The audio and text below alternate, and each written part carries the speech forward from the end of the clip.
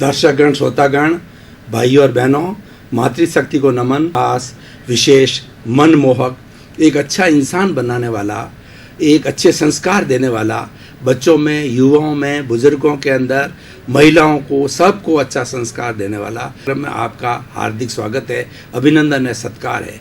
पुनरुत्थान कार्यक्रम ऐसा है जिससे जन चेतना जागृत हो रही है और लोगों में परिवर्तन आ रहा है, क्योंकि इसके अंदर जो टिप्स दिए जाते हैं, इसमें जो बातें बताई जाती है, वो सब जीवन निर्माण की होती है, चरित्र निर्माण की होती है, मूल्यों से जुड़ी हुई होती है और प्रतिदिन नए नए विषयों पर वार्तालाप किया जाता है।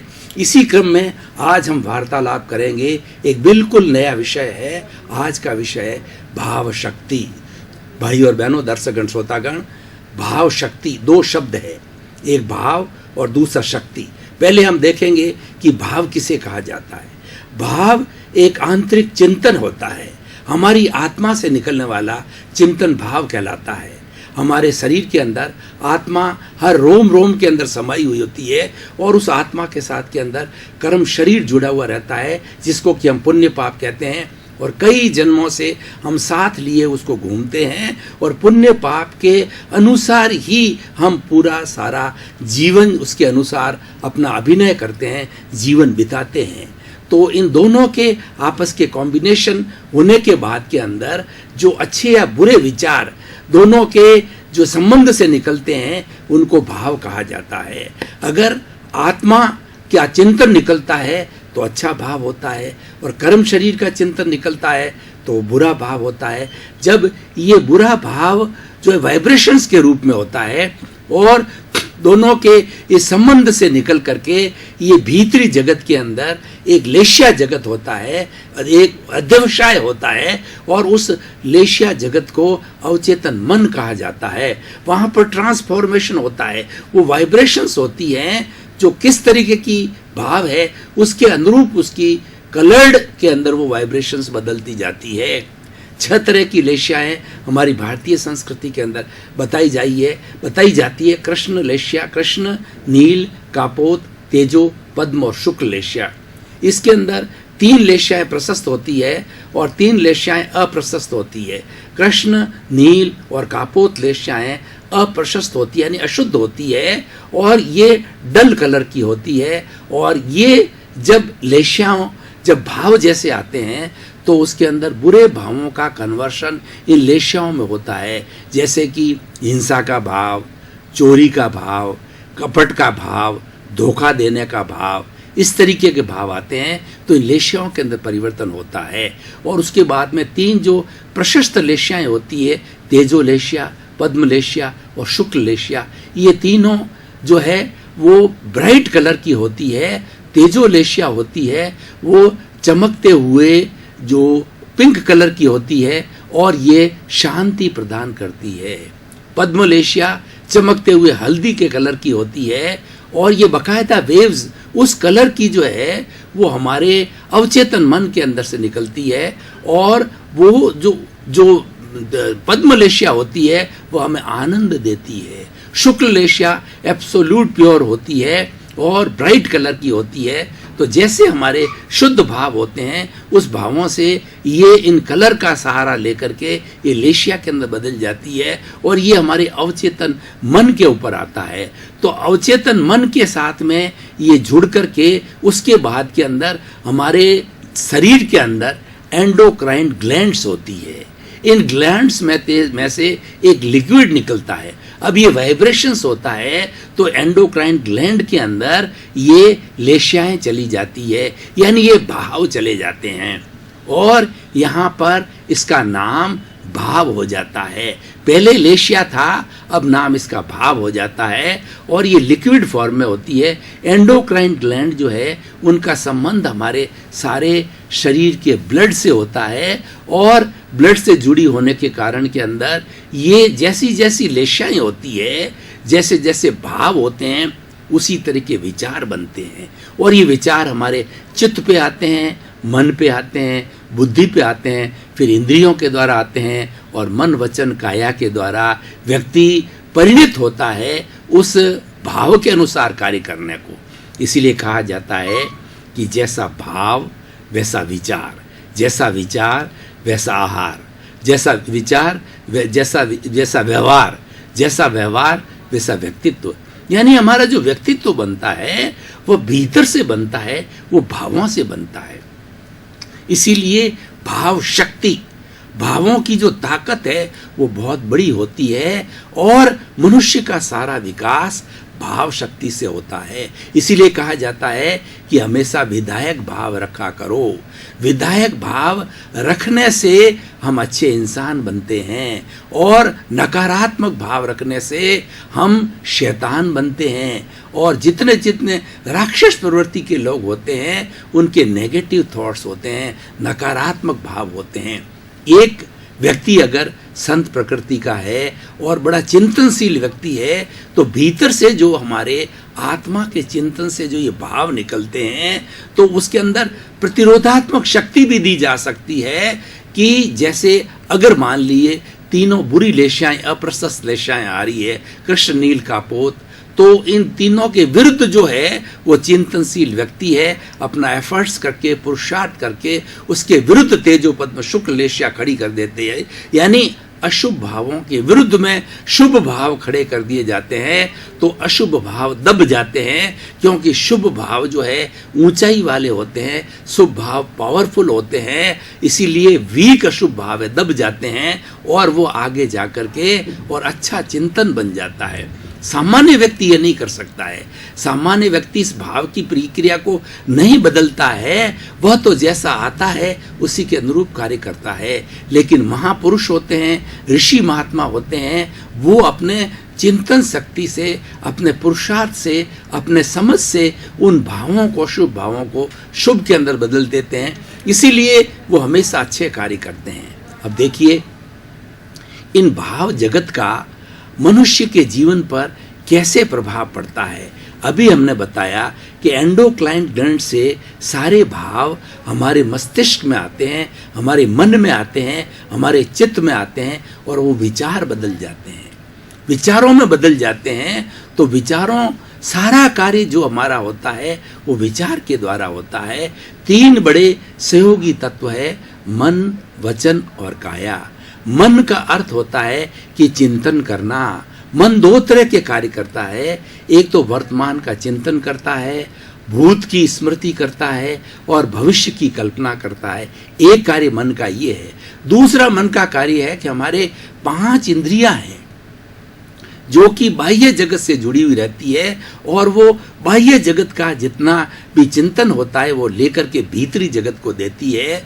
तो वो सारा स्पर्शन, रसन, घ्राण, चक्षु, श्रोत्राणी, इंद्रियाणी, ये 5 इंद्रियां अपने अपने, एक इंद्रिय एक ही विषय ले सकती है, ये अपने विषय लेकर के और मन को देती है। और मन जो है उसके ऊपर योजना बनाता है, योजना बना करके बुद्धि को देता है, चित्त को देता है और फिर वह चित्त के जरिए अवचेतन मन से होकर के पुनः जो लेशियाओं के माध्यम से हमारे कार्बन शरीर में जाकर के स्टोर हो जाता है। तो ये क्रम जो है भीतर से बाहर, बाहर से भीतर हमारे जीवन पर्यंत, इस जीवन में नहीं जन्म जन्मांतर तक चला जाता है। अब देखिए आज का विषय भाव शक्ति बहुत पावरफुल विषय है और अगर व्यक्ति अच्छे भाव रखता है, शुभ चिंतन करता है, तो शुभ चिंतन करने से हमारे मस्तिष्क के अंदर पॉजिटिविटी बढ़ती है, नेगेटिविटी घटती है। उस समय में क्या होता है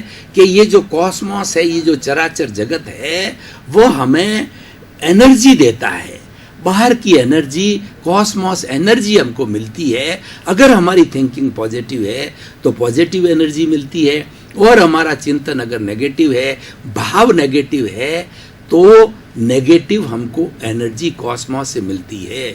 इसलिए भाई और बहनों, दर्शकगण, श्रोतागण, अगर महान बनना है, जीवन को सुखी बनाना है, अच्छा इंसान बनना है और मुक्ति की ओर जाना है, तो एक चीज जीवन में समझ लेनी चाहिए कि भाव कभी मत बिगाड़ो। हमारे सामने दोनों परिस्थिति होती है क्योंकि हम दोनों जगत में जीते हैं। भीतरी जगत तो हमारा एक निर्णायक जगत है जिसमें सारा ट्रांसफॉर्मेशन होता है और बाह्य जगत होता है हमारा व्यवहार जगत कहलाता है, भीतर का जगत है निश्चय जगत कहलाता है। हम व्यवहार जगत के अंदर बहुत ज़्यादा जीते हैं और व्यवहार जगत से बहुत ज़्यादा लेते हैं। तो अब दोनों के बीच के अंदर जो मार्किंग बाउंड्री है, डिमार्केशन है, वो भावों की है। वो एक गाइडिंग फैक्टर है कि दोनों परिस्थिति के अंदर हम अपने भाव शुद्ध रखें।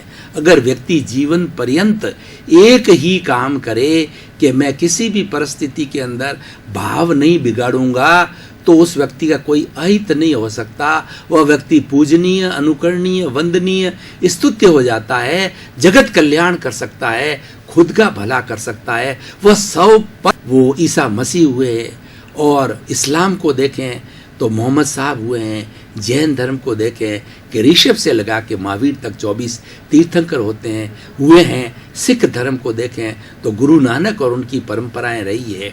इस तरीके से बाबा रामदेव हुए हैं, बहुत से बड़े बड़े हमारे भगवान कृष्ण हुए हैं, राम हुए हैं, और ऐसे सैकड़ों जो है हमारे भगवान और महापुरुष आचार्य ऋषि हो चुके हैं। वो हमेशा अपने भावों पर नियंत्रण रखते हैं, भावों की शुद्धि करते हैं, भावों को अशुद्ध नहीं होने देते हैं। और अगर अशुद्धि आती है भीतर से, पूर्व जन्म के द्वारा किए हुए कर्मों के उदय से अशुद्धि भी आती है, अप्रशस्त लेशाएं भी आती है, तो उसको शुभ भावों के अंदर बदल देते हैं। और बदल देने के बाद में वो हमेशा अच्छे कार्य करते हैं, शुभ चिंतन रखते हैं। तो अब देखिए भाई और बहनों, दर्शकगण, श्रोतागण, अब हम आज इस एपिसोड को आज के परिप्रेक्ष्य में देखें। पुनरुत्थान कार्यक्रम हमेशा निष्कर्ष पर बात करता है, उपसंहार पर बात करता है, कॉन्क्लूजन की बात करता है। और हर एपिसोड का वैश्विक स्तर पर, व्यक्ति के स्तर पर, समाज के स्तर पर, राज्य के स्तर पर और देश के स्तर पर जो है उसकी क्या सोशल यूटिलिटी है, उस विषय से क्या लाभ होने वाला है। पुनरुत्थान कार्यक्रम का एक ही उद्देश्य है, जगत कल्याण करना, और उसकी सबसे छोटी इकाई मनुष्य है, मनुष्य को सुधारना है।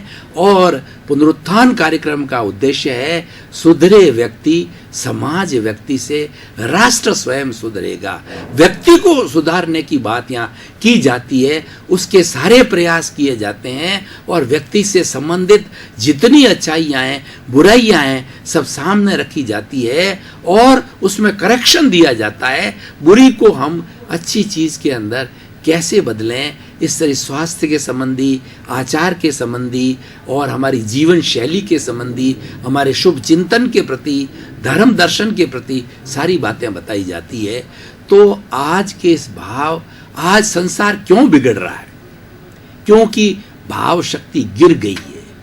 आजकल लोग नेगेटिव ज़्यादा सोचने लग गए हैं, इसीलिए पूरे ब्रह्मांड के अंदर, पूरे कॉस्मॉस में नेगेटिविटी का परसेंटेज बढ़ गया है। आज मैं 25-50 साल पहले जाऊं तो ये सारा कॉस्मॉस, ये सारा पर्यावरण, ये सराचर जगत शुद्ध था, पॉजिटिव था।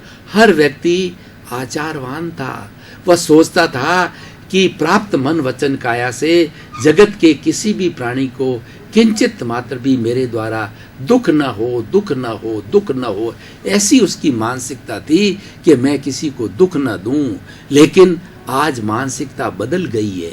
आज व्यक्ति सेल्फ सेंटर्ड हो गया है, स्वार्थी हो गया है, इंद्रिय लोलुप हो गया है, भोग विलासी हो गया है, कंज्यूमरिज्म में चला गया है, eat drink and B Mary के फॉर्मूले पे चला गया है। वेस्टर्न सिविलाइजेशन का उस पर बहुत बड़ा प्रभाव पड़ गया है। भारतीय संस्कृति का प्रभाव न्यून होता जा रहा है। इस कारण से नकारात्मक भाव बहुत बढ़ते जा रहे हैं। उदाहरण के तौर पर मैं बताना चाहता हूँ कि आज एक छोटा बच्चा भी बहुत युगोस्टिक है। एक छोटा बच्चा ये समझता है कि मैंने बहुत सीख लिया, क्योंकि उसके पास में विज्ञान के साधन हैं, उसके पास इंटरनेट है, गूगल है, और उसके बाद में फेसबुक है, और जो यूट्यूब है, वहाँ पे वो सर्च करता है और ये समझने लग जाता है कि मैंने बहुत कुछ सीख लिया। पर भाई और बहनों, दर्शक श्रोतागण, वो भौतिक जगत है। वो मात्र इंफॉर्मेशन है। जब तक हमारे जीवन के अंदर परिवर्तन नहीं आता है, कहा गया है नाणस्य सार मायारो, ज्ञान का सार आचार है।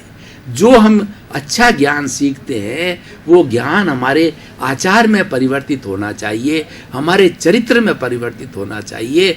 अच्छा इंसान वह है जो कि चरित्रवान है। मात्र तोता रटंत करके और कुछ ग्रंथों का ज्ञाता होकर के वो विद्वान बन जाता है, उससे वो व्यक्ति बड़ा नहीं है। बड़ा व्यक्ति चरित्रवान। चरित्र के गुण होते हैं क्षमा, सहयोग, करुणा, मैत्री, मुदिता, प्रेम, सौहार्द, भाईचारा। कबीरदास जी ने कितना सुंदर कहा है कि पोथी पढ़ पढ़ जग मुहार, पंडित भयानक होए, ढाई आखर प्रेम का और पढ़े सो पंडित होए। तो हम बात कर रहे थे कि भाव शक्ति कितनी पावरफुल है। अगर व्यक्ति पूरे जीवन भर, पूरे 24 आवर्स अगर यही चिंतन रखे कि मैं मेरे भाव नहीं बिगाड़ूंगा, तो वह स्वयं बहुत सुख से जीवन यापन कर सकता है।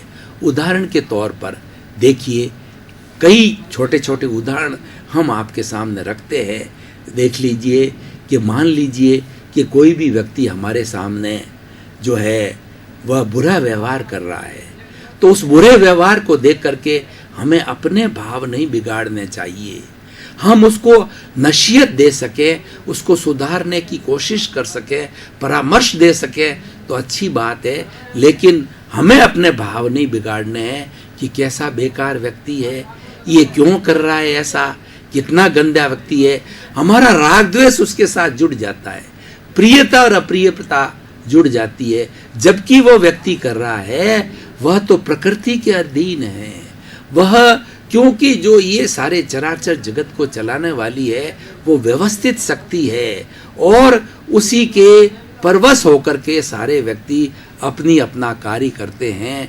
तो हम अपने भाव क्यों बिगाड़ें? ऐसी स्थिति के अंदर हमें अपने भाव नहीं बिगाड़ने चाहिए।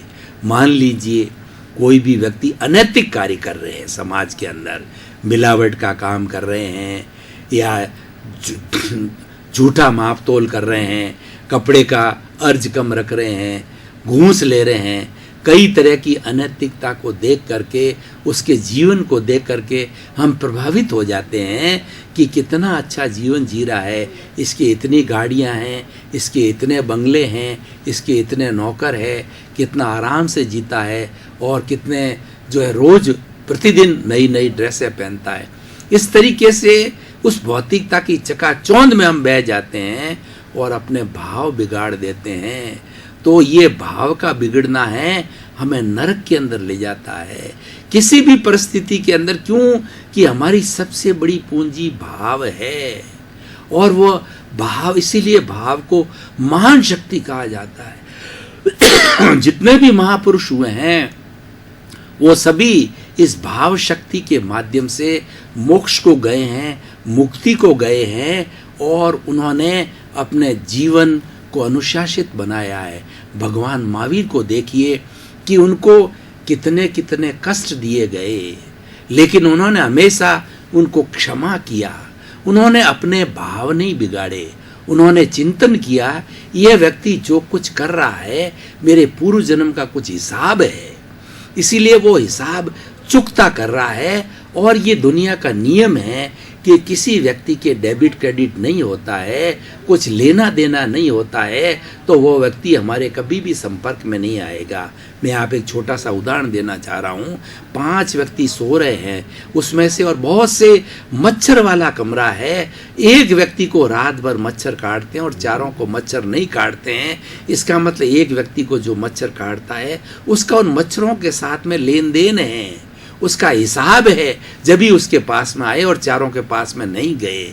आप कई बार देखिए कि हम भीड़ के अंदर होते हैं तो किसी का बटुआ जो है ना कट जाता है, जेब कट जाती है, तो एक ही व्यक्ति की क्यों कटती है, जबकि भीड़ में तो बहुत से लोग चलते हैं, क्योंकि उसका लेना देना है, उसी ने उसको किसी ने ले रखा है या किसी का दे रखा है। इस सारी दुनिया के अंदर जो सारा हिसाब किताब चलता है वो लेने देने का हिसाब किताब चलता है। भाई और बहनों, दर्शकगण, श्रोतागण, आपका बहुत बहुत धन्यवाद। आपके प्रति साधुवाद, कृतज्ञता। कार्यक्रम को बराबर नियमित रूप से देख रहे हो। कार्यक्रम हमारा चमकता जा रहा है। कार्यक्रम का उद्देश्य है व्यक्ति को सुधारना, अच्छे व्यक्ति को निर्माण करना और सर्वे भवन्तु सुखिनः सर्वे भवन्तु निरामया, जगत कल्याण करना। इसी क्रम में आपका जीवन आनंदमय हो, सुखमय हो, शांतिमय हो, प्रेममय हो और आप खूब पुरुषार्थ करके, परोपकार करके जीवन को धन्य बनावें।